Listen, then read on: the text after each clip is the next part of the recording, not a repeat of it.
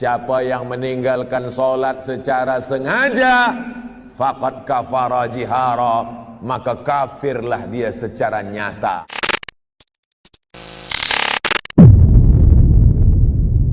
Minta nasihat bagi orang yang selalu meninggalkan mengambil ringan tentang salat.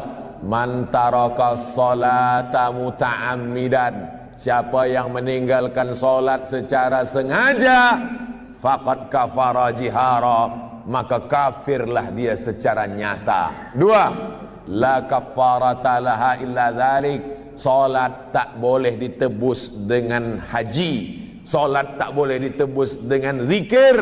La kafarata laha, tak ada yang dapat membayar salat kecuali salat itu sendiri. Mazhab 4 sepakat, Hanafi, Maliki, Syafi'i, Hambali, salat yang lama-lama dulu wajib diqadha, wajib diganti.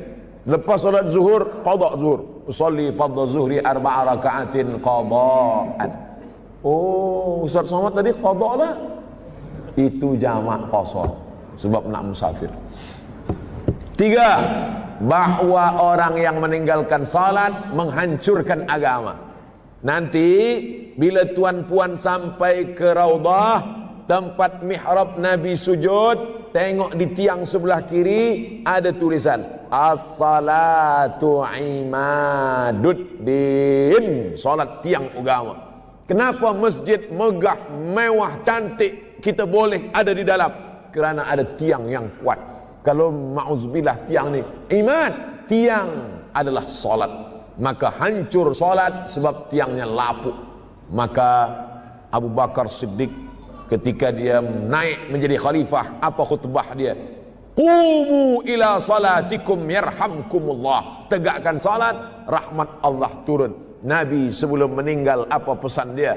As-salah, as-salah. Sejalan antara pesan Nabi dengan pesan Sayyidina Abu Bakar Siddiq, salat, salat. Jangan terima menantu yang tak sembahyang. Yang sudah diterima, apa boleh buat? Ajak-ajak ajalah sembahyang. Kerana dia akan menjadi imam, akan menjadi pemimpin, akan menjadi panutan, akan menjadi contoh suri tauladan. Semuanya diberikan rahmat dan keberkatan dari Allah. Assalamualaikum Ustaz. Waalaikumsalam warahmatullahi wabarakatuh. Semoga kita semuanya diberikan rahmat dan keberkatan dari Allah. Amin ya rabbal alamin. Apa hukum menyokong pasukan boleh sepak bola sepak Manchester United yang lambangnya ada setan?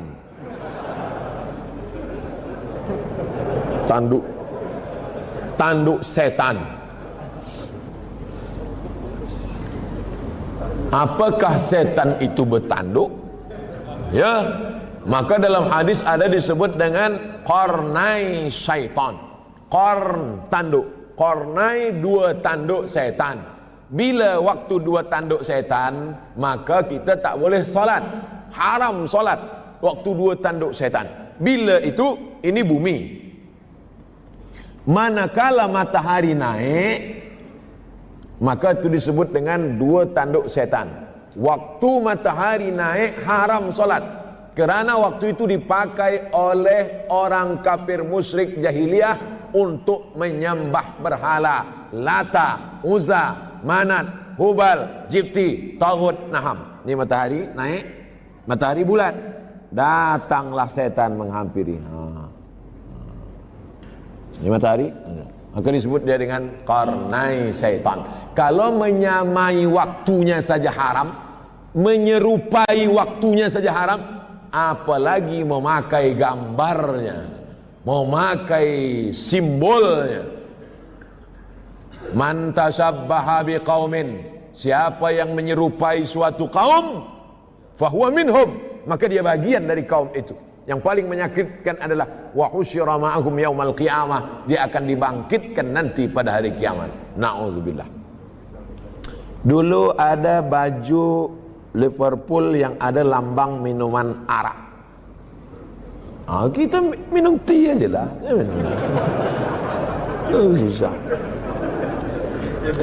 Nabi melarang menggunakan al-hantami, menggunakan dubah.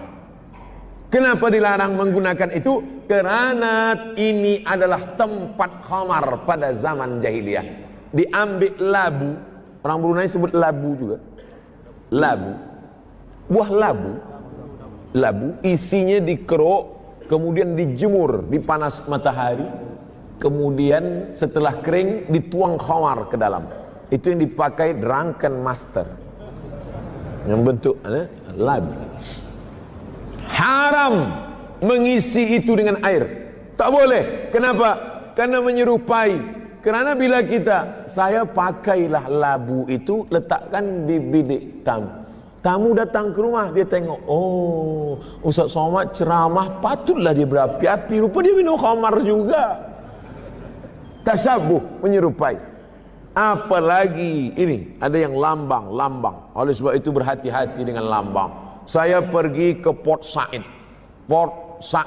pelabuhan di Mesir, murah membeli barang-barang sebab tak ada cukai. Saya belilah topi satu. Wow, kemana-mana saya pakai. Orang heran. Oh, cantik ya, cantik. Pergi saya ke masjid di Mahallah Kubra di Mesir. Sampai di situ dipanggil. Ada seorang solat syekh di masjid, dia panggil. Indonesia, tahan. Saya pun datang.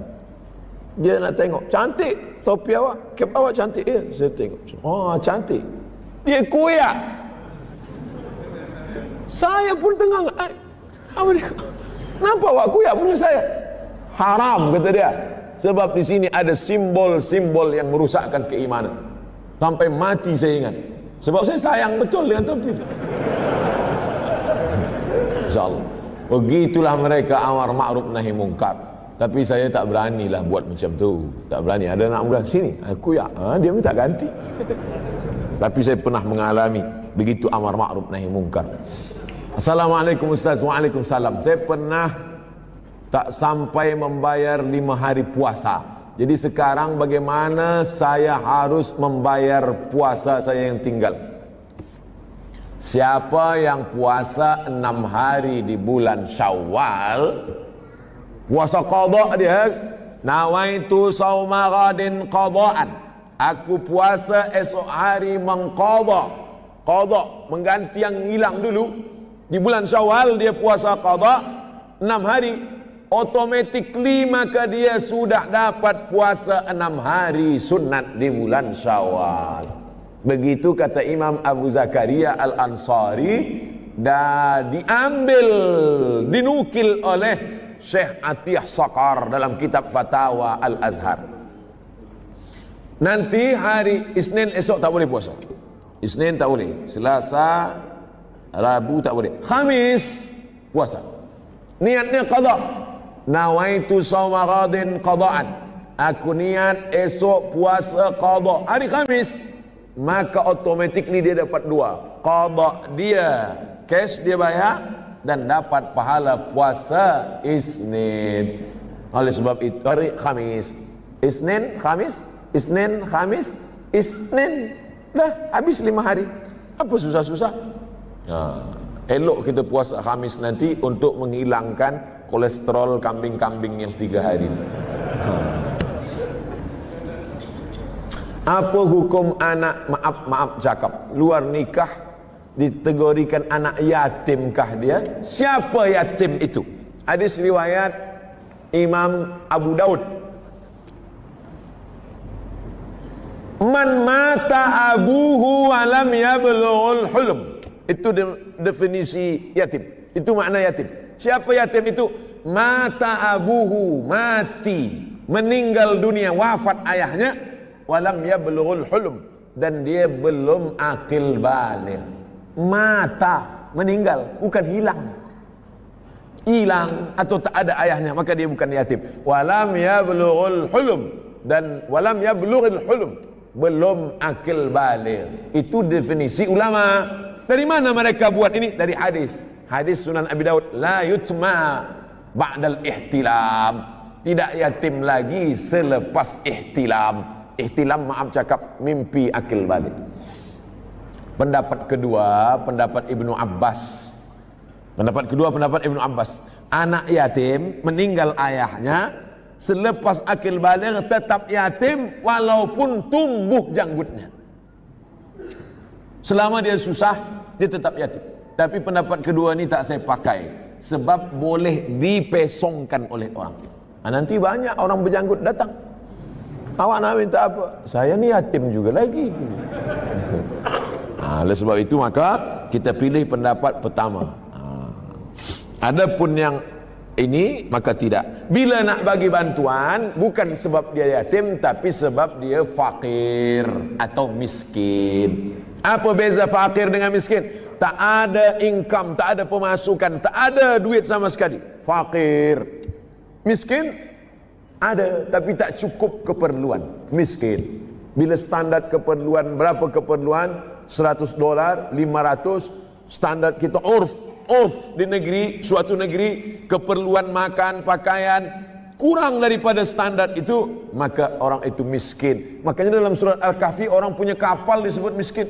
Ammas safinatu fakanat limasakin ya'maluna fil bahri. Adapun kapal-kapal itu punya orang miskin yang bekerja di laut. Macam mana orang miskin boleh punya kapal? Sebab keperluan dia tak cukup dengan amal perbuatan kerja dia. Wallahu a'lam. Itulah yang dapat saya sampaikan. Bermula pukul 1, sekarang pukul 3 kurang 10. Hampir 2 jam kita bersama. Mudah-mudahan bernilai amal soleh, insyaAllah. Sama-sama kita berdoa. Banyak di masjid ni orang-orang yang lebih banyak amalnya, lebih baik, lebih ikhlas. Tapi saya diminta berdoa. Doa ni menembus pintu-pintu langit kerana amin yang mereka ucapkan. Kita bertawassul dengan mengucap Al-Fatihah. A'udzubillahi minasyaitonir rajim. Bismillahirrahmanirrahim. Alhamdulillahi rabbil alamin. Arrahmanir rahim. Maliki yaumiddin. Iyyaka na'budu wa iyyaka nasta'in. Ihdinas siratal mustaqim. Siratal ladzina an'amta 'alaihim ghairil maghdubi 'alaihim waladdallin. Amin.